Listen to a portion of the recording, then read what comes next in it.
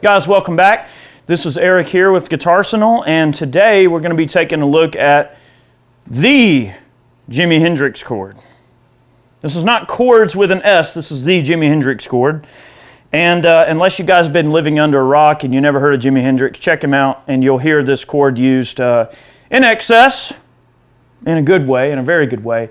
And that is, it's a dominant chord. It's a 7th chord with a raised 9, and it is a much more special chord, and this video is not going to be what you think it's going to be.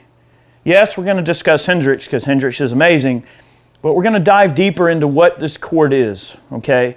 And I think you guys are going to come away from this maybe understanding a little bit more about Hendrix's mindset and how he came up with some of these ideas, and maybe integrate it into your playing in some different ways than you may think.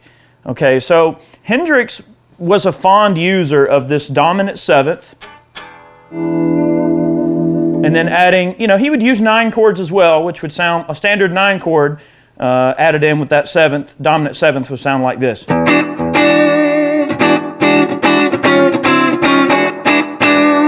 That's cool, all right, but he would raise that 9th. It's got a lot of musical tension, and it is an extremely dominant chord, very dominant. It's typically used as a turnaround chord, and I'm going to discuss what I mean by that. But Hendrix would use the dominant 7th with a raised 9th as a 1 chord. So I know you've heard tunes like Purple Haze. I mean, I'll just go through the chords real quick. Purple Haze sounds like this. It kind of goes.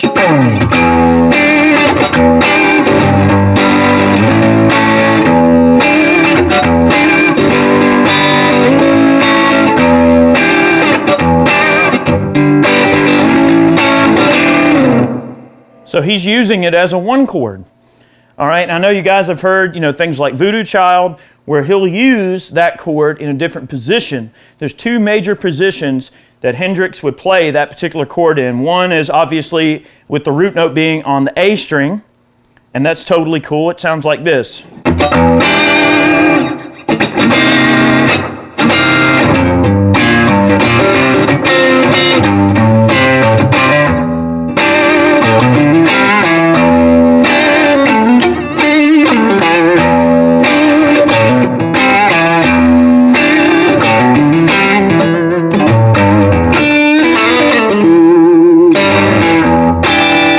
He'll also play it up here.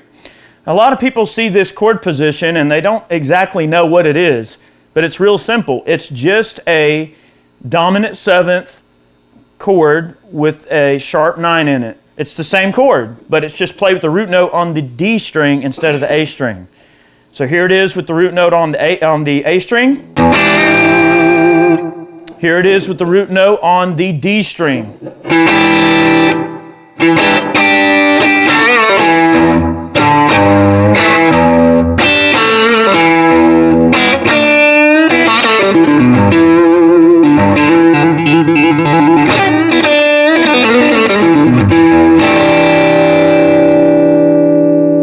Yeah, now you're learning something, right?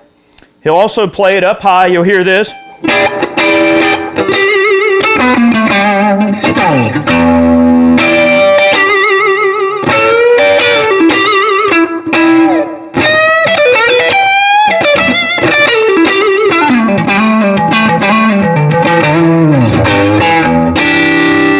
All right, so you're getting the idea now.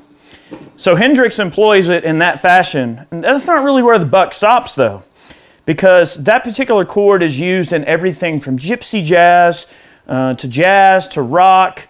And there's some interesting things that you can do with that chord that you may not associate just with Hendrix.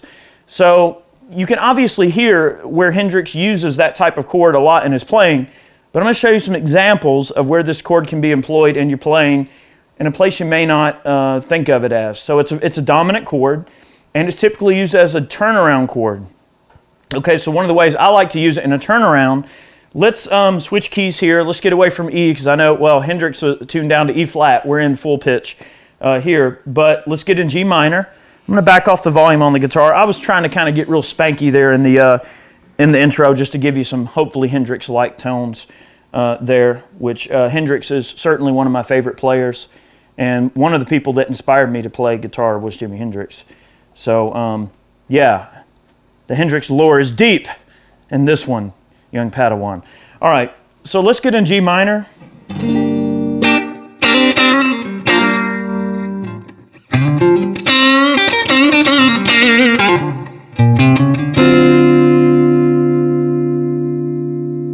All right, I went to a turnaround chord. I made that the 5 chord, and that's a dominant 7th with a sharp 9th. Now what if we go to the 4 chord? It's going to sound like this. All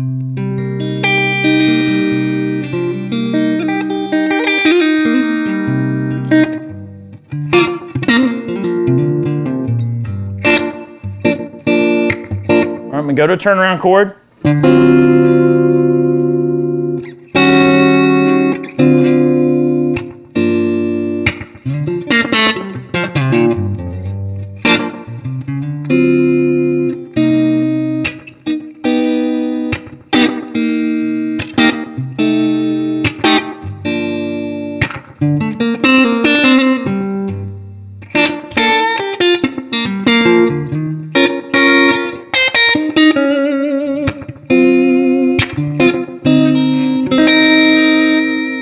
All right, now what did we do there?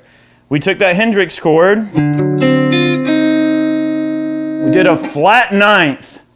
So we took that sharp 9th, skipped the 9th, went to a flatted 9th. All right, so we start with the sharp 9, we dropped it down to a flat 9, and we added the high 13.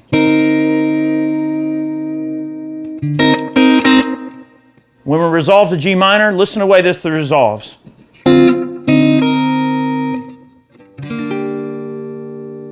If we take that G minor and we add that high 9th in there,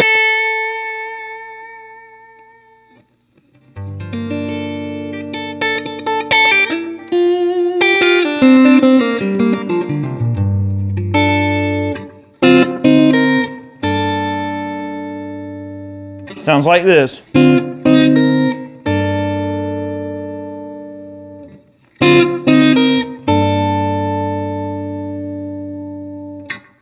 Yeah, so that's using it a little bit more in jazz configuration, where you're using as a dominant 7th turnaround chord instead of 1 chord like Hendrix used it. Hendrix probably stumbled across that chord or heard Curtis Mayfield play it, probably is what I had to guess. He either heard Curtis Mayfield or someone like that play it, and he probably thought, wow, that's a great sounding chord, and then of course it was just real natural to be able to go.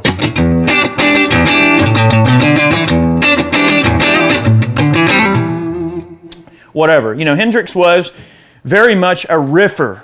You know, he played mostly riffs, okay? Yes, he used chords, of course. I mean, you listen to like songs like, you listen to like, Little Wing, or you listen to Angel, or you listen to any of his ballads especially. He's got some great chord work in there. But he was really more of a riffer, and I think that the chord that Hendrix is most associated with is that dominant 7th with the sharp 9th. In there. So there's a few ways that you can use that particular chord. Okay, don't be afraid to experiment with it in other settings. I know you guys have actually heard that movement that I used on that 5 chord in G minor.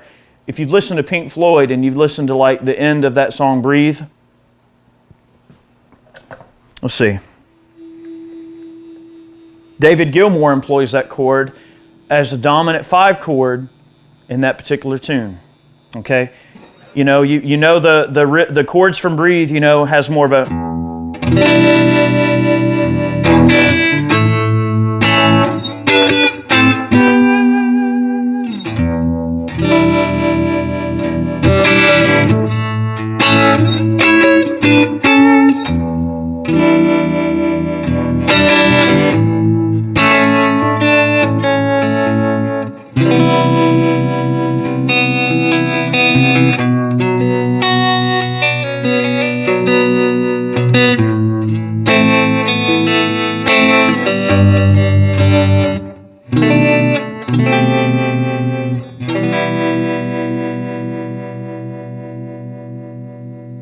So David uses that chord as a turnaround chord, okay? As part of that, you know, he does a C major 7, and he goes to a B minor, but at one point when he goes to the G and then turns around back to the 5 chord, because the song's in E minor, 4 chord would be A minor, and again, that 5 chord, with that big dissonance, when David Gilmour's wanting to go for the big final show, the big final end in that song, that dissonance, to let him ring out that last E minor in that tune, he chose this dominant 7th, the sharp 9. But he did it in the jazzy way, which was very clever, and you can hear it go.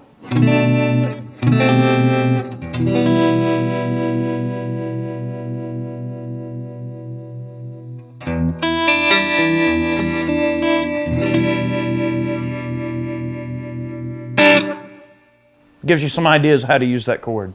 There's probably other ways that you can integrate that chord into your playing, other ways you can use it. That's the way I typically treat that chord. Unless I'm playing a Hendrix tune where I'm actually using it as a 1 chord or using it just as a riffy type of chord, I'm going to typically employ that chord as a 5 chord in a variety of different jazz, blues, and rock settings. So hopefully this video caught you off guard. On guard! You weren't expecting that. Okay, so that's been the Hendrix chord. Learn it, use it. It's a great chord. It has a variety of different uses, even beyond what I showed in this video. We hope you guys enjoyed this video. Thank you for watching. There's not a day that goes by that we don't think about Hendrix. And, you know, he was a great player and a wonderful songwriter. And we hate that he is gone so young. But, you know, you have to keep people like him alive by keeping their music alive. I think it's important for us to continue to employ those Hendrix-isms in our playing. Even if just a quaint nod to Hendrix is enough. That's all it takes. Thank you for watching. We hope you enjoyed it. We post every Monday and Friday here on Guitarsenal. Make sure that you're subscribed, you click the notification bell, and that you're following our videos. This has been the Hendrix chord. We hope you like it. Let me know if you want to see more of these. We'll break down some of these things if you want, and we'll be happy to make these videos. Have yourselves a great day, and we'll see you next time. All right, let's do it.